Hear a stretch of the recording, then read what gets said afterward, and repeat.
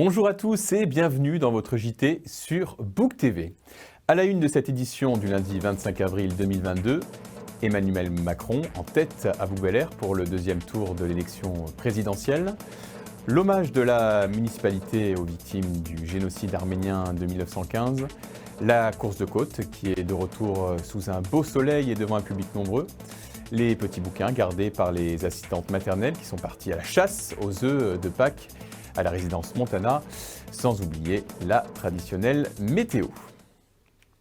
Ça y est, les électeurs bouquins se sont prononcés pour le deuxième tour de l'élection présidentielle et c'est Emmanuel Macron qu'ils ont choisi dans des proportions similaires aux résultats nationaux. Retour sur un dimanche d'élection dans ce reportage.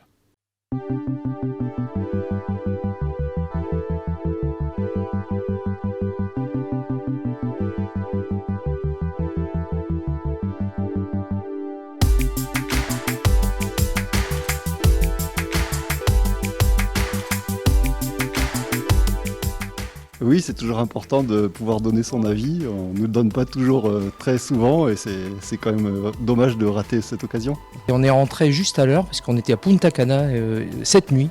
Donc vous voyez, on est arrivé par le TGV de 17h40. Donc, alors on est rentré, il fallait rentrer puisque les enfants ont l'école demain. Mais en tout cas, on a fait en sorte d'être là avant la fermeture des bureaux de vote.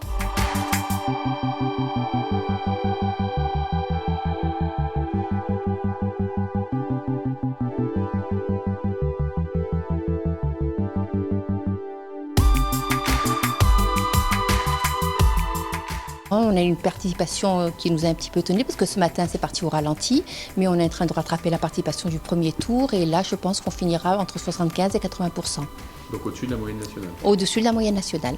Donc on a des bons électeurs, les bouquins, c'est bien, ils se sont rendus aux urnes pour signifier leur souhait.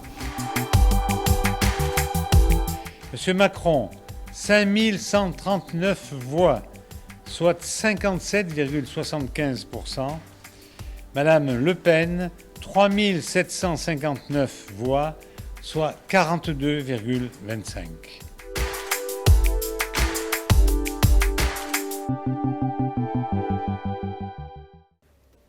En bref, la municipalité a rendu hommage aux victimes et héros de la déportation dans le cadre d'une journée nationale. Des dépôts de gerbes ont été effectués à la stèle Jean Moulin du square du colonel Jean Partiot par l'association des anciens combattants et par la municipalité représentée pour l'occasion par Mathieu Pietri. La journée nationale du souvenir des victimes de la déportation honore la mémoire de tous les déportés sans distinction et rend hommage à leur sacrifice. Cette journée a pour vocation de rappeler à tous ce drame historique majeur, les leçons qui s'en dégagent pour que de tels faits ne se reproduisent plus. Le 24 avril marque aussi le jour de la commémoration du génocide arménien de 1915. Pour cause d'élection, la manifestation a été déplacée au lundi 25 avril.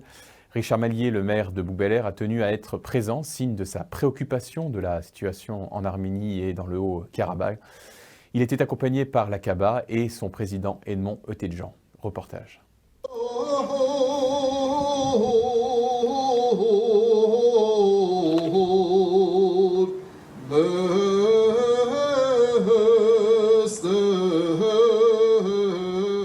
L'Arménie, le génocide arménien, 30 nations qui l'ont reconnu et on a, avec l'invasion de l'Ukraine par l'armée russe, on a 140 pays qui condamnent ça. Donc je fais le parallèle entre 30 et 140, il y a quand même une grande différence.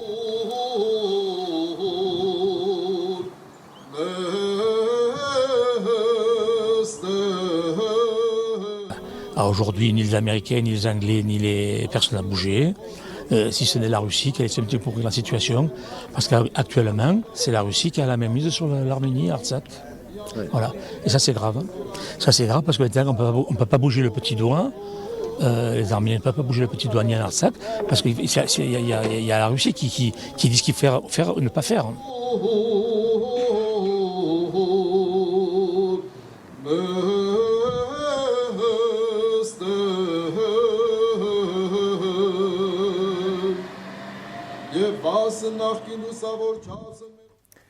En bref, sachez que 2 familles ukrainiennes se sont installées dans leur quartier, dans des appartements municipaux inoccupés. Ils ont pu bénéficier de la solidarité des bouquins, vous l'avez vu il y a 2 semaines avec ce formidable élan de générosité. Et cette fois-ci, c'est Philippe Baude, le directeur de Super U, qui a offert à titre strictement personnel de la nourriture et des produits de première nécessité à la hauteur de 3 000 €. La livraison des courses a été assurée par la mairie de Bouxwiller. Après 2 ans d'absence du fait de la crise sanitaire, la course de côte faisait son grand retour dans la Beaumelou, sous un beau soleil et sous les yeux de centaines de curieux. Les coureurs ont pu s'affronter en toute sécurité pour grimper le plus rapidement possible la route sinueuse. Sensation garantie avec ce reportage.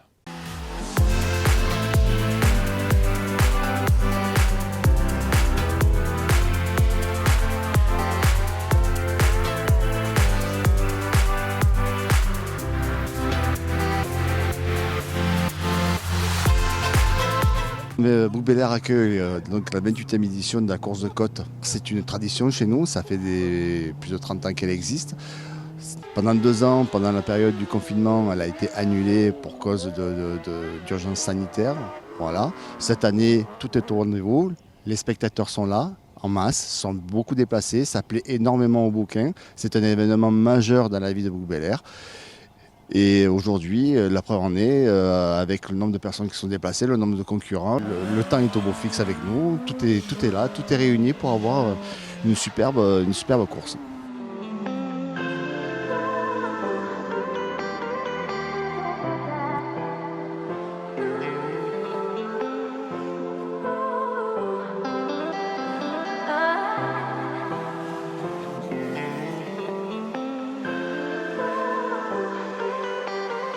J'ai toujours aimé la course automobile depuis toute jeune, tout simplement. Et puis ça m'aide à vieillir d'une façon sportive. Oui. Je préfère faire des courses plutôt que d'être dans mon canapé à regarder la télé. Voilà, et puis ça tient jeune, et puis tout, l'adrénaline, enfin tout le bonheur que ça peut apporter. Oui, c'est du sport. Parce que nos autos, c'est pas la Clio, la dernière Clio qui vient de sortir avec tout assisté. Là, il n'y a pas d'assistance de direction, il n'y a pas d'assistance de freinage, il n'y a aucune assistance et tout est à la force des muscles. Et donc quand on voit dans l'état où on ressort après une journée de course, on est épuisé. Donc c'est du sport.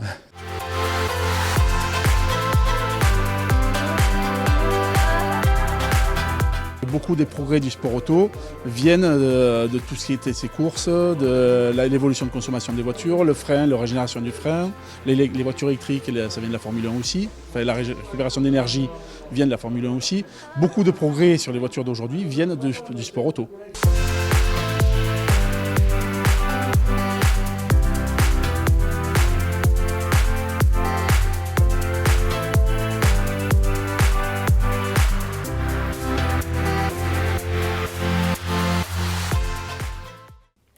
Les vacances scolaires sont l'occasion pour les clubs sportifs de varier les plaisirs. Le club de badminton de Bouxwiller a donné la possibilité aux enfants inscrits de pratiquer pendant 2 semaines un maximum d'activités en dehors du badminton.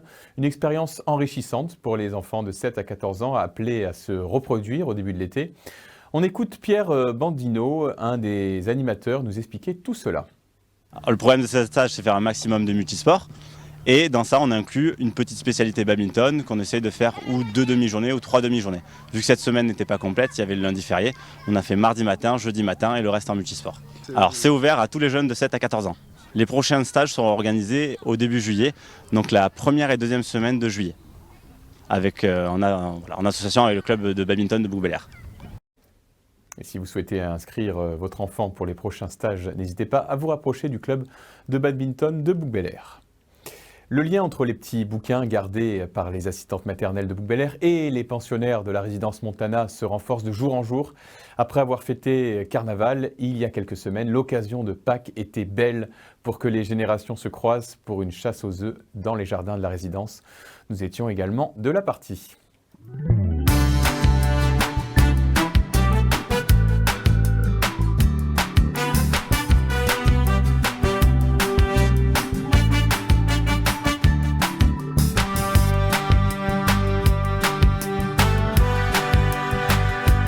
Ça fait des années que, comme ils sont à côté, on a voulu qu'il y ait un rapport, une relation intergénérationnelle, parce qu'on trouve que les enfants s'entendent bien avec les personnes âgées. En général, ils sont très heureux de se retrouver. Donc on a organisé des carnavals, on a organisé Mardi Gras, tout ça, voilà, plein d'événements comme ça pour se retrouver. Et aujourd'hui, c'est la chasse aux œufs de Pâques. Donc j'espère qu'ils vont tout trouver, parce que sinon, c'est moi qui dois tout ramasser. J'ai pas envie. Non, c'est sympa. Ben, ça me rappelle les miens quand ils avaient le même âge. Et donc, les traditions perdurent et les générations passent et voilà. Voilà, c'est tout pour aujourd'hui. N'oubliez pas le carnaval de Bouc-Bel-Air qui aura lieu samedi. Rendez-vous à 14 h devant le complexe des Terres Blanches pour le départ du défilé en direction du village. Dans un instant, votre météo. Belle semaine à tous.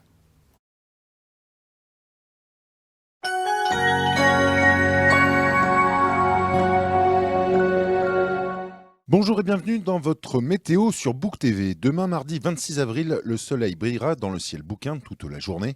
Seul un léger voile nuageux viendra ternir la fin de journée. Les températures oscilleront entre 12 et 21 degrés, somme toute agréables. Mercredi, les nuages se feront de plus en plus présents au fil de la journée. D'abord inoffensifs une bonne partie du jour, ils se feront beaucoup plus menaçants en début de soirée. Les températures restent stationnaires avec 13 degrés le matin et 19 pour l'après-midi. La journée de jeudi sera maussade du fait des nuages intenses qui laisseront peu de chance au soleil de briller. Une sensation de temps lourd pourra se faire ressentir. Et en effet, les températures grignotent quelques degrés du fait du couvercle nuageux, 14 degrés au lever du jour et jusqu'à 22 dans l'après-midi. Vendredi, le ciel bouquin variera entre passages nuageux sans pluie le matin et le retour du soleil avec de belles éclaircies pour l'après-midi. Les températures restent douces avec 16 degrés au lever du jour et toujours un beau 22 degrés dans l'après-midi. Notre week-end s'annonce mitigé avec des passages nuageux en alternance avec des éclaircies. De la pluie est même attendue dimanche en début de soirée. Un 1er mai donc un peu morose. Les températures oscilleront entre 15 et 21 degrés. Profitons-en car un fraîchissement est à prévoir pour la semaine prochaine. Belle semaine à tous.